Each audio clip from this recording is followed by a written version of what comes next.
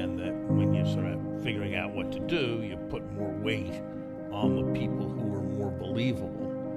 But how do you decide who's more believable? I mean, I somehow have a feeling that you're probably of above average believability within the Bridgewater culture, and that probably some of the other very senior people are as well.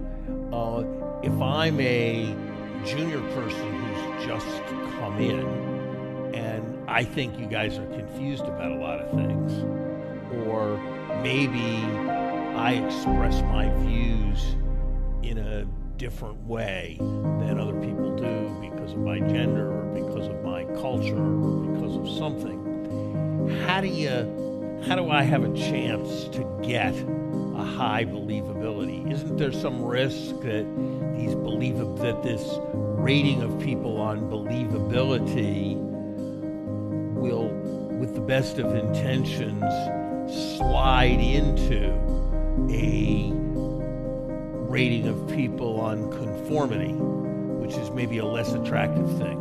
It's so much radically better than the normal way of doing it, because in the normal way of doing it, what happens is people don't even talk about it, so it's much more evidence-based and it's much more inclusive.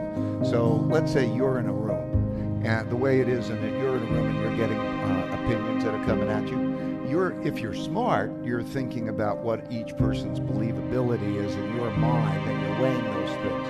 Let's say if you just have a medical condition and you go to a doctor, best way is triangulation by three believable people. You go to the three doctors, and if you can have them triangulate and they're all sort of willing to argue with each other for the right answer, but also triangulate and they think that's the right answer, that's a great way to moving ahead. And if they have disagreement, open, thoughtful disagreement, it will bubble up the issues that need to be examined, and then you'll examine those things. And then if there's still a disagreement, the way you're going to make your decision is still going to be a believability weighted decision. Okay, that doctor sounds better or worse than that other. Now imagine that it becomes evidence-based, and it becomes very open. So you go through that. How would you decide? So now we're dealing with, okay, are you believable on how to structure something, a tips market, and somebody else has another believability on that? We would say the ways that you can do that is, to some extent, first of all, gather what everybody thinks is the believabilities and take that into consideration, because of almost a vote or an assessment by more believable people. And you could also make it evidence-based. If you wanted to say, okay, let's take a test, and let's say it was a math test, and you would say, how good are you at math? You could take tests and find out how good.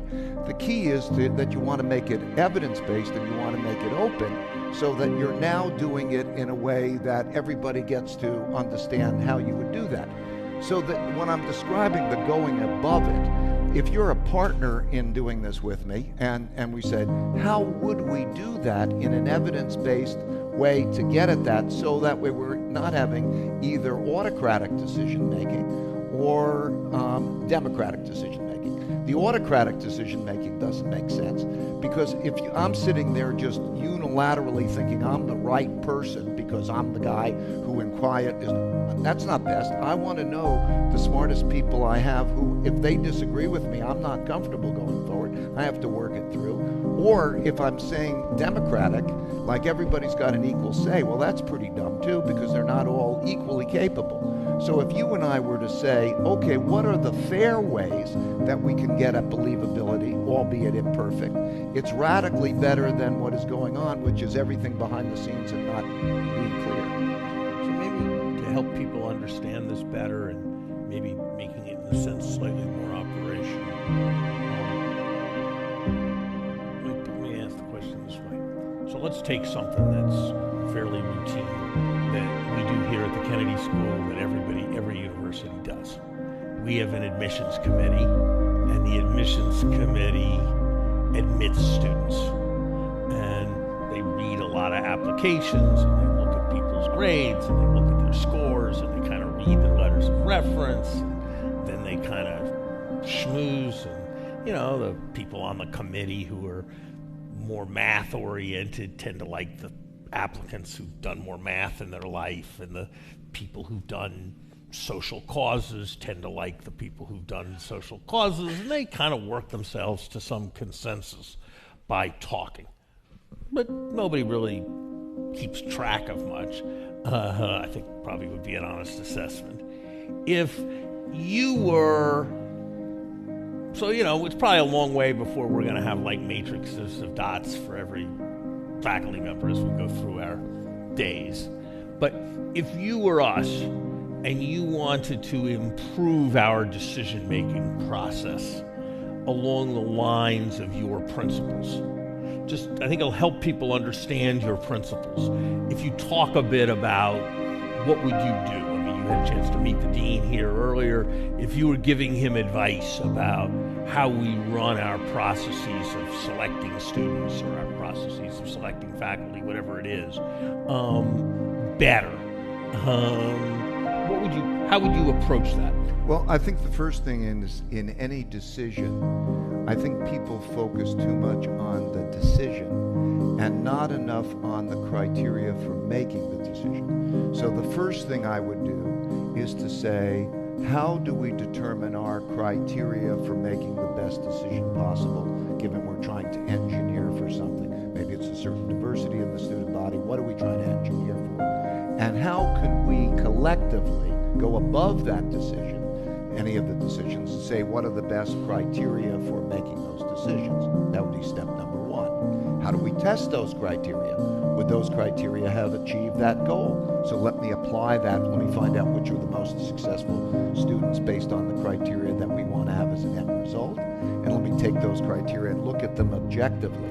It would mean take into consideration, you might have a bias on a subject, and I might have a bias on a subject. Those biases exist. So how would we do that? Then let's take those rules, make them into algorithms or whatever. They're just at computer described things, and go back and say, is that good? Do we like that?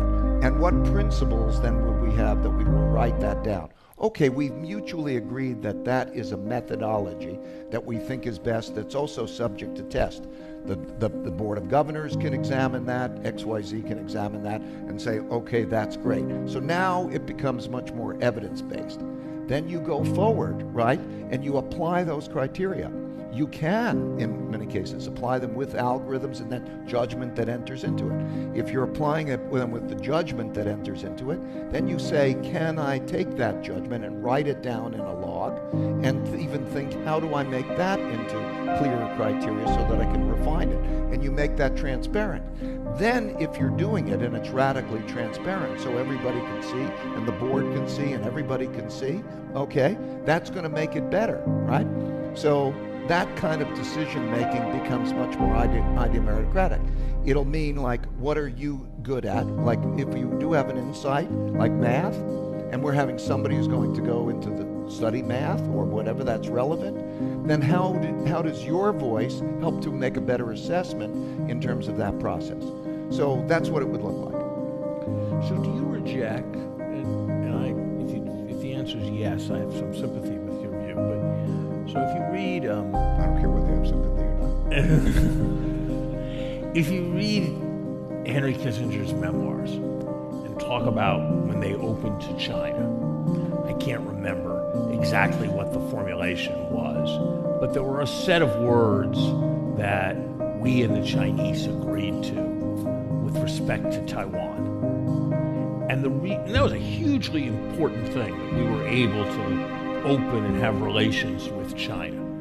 And the essence of the way agreement was reached was that those words were interpreted differently in English and in Chinese.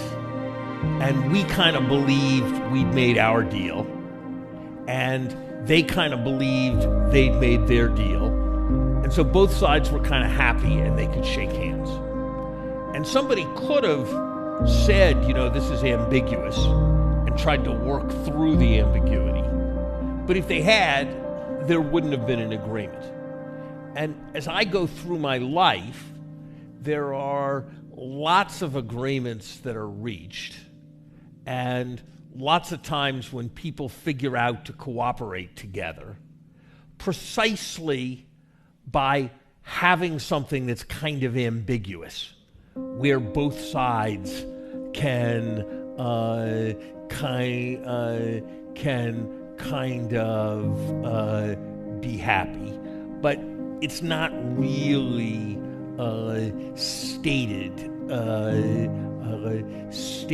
clearly. Do you think that's a good thing, or to what extent is it the effort of your process to kind of purge that kind of mush so you can get to really clear thinking? So I think when I'm hearing that, first of all, I want to say nothing is 100%, should be 100%. And you just stated a good principle that you might agree on. That, in other words, that sometimes it is more practical. You could write that down as a principle. Sometimes it is more practical for us to bring our greater level of common interest to have us have a conversation without agreeing on everything and allowing a certain amount of ambiguity to facilitate that moving forward. That's the principle I'm hearing Larry Summers say, and I could buy into that. All principles have to be practical. All principles in the end have to work. So I'll repeat that. No one principle, clarity to the extent as possible, is a desirable thing.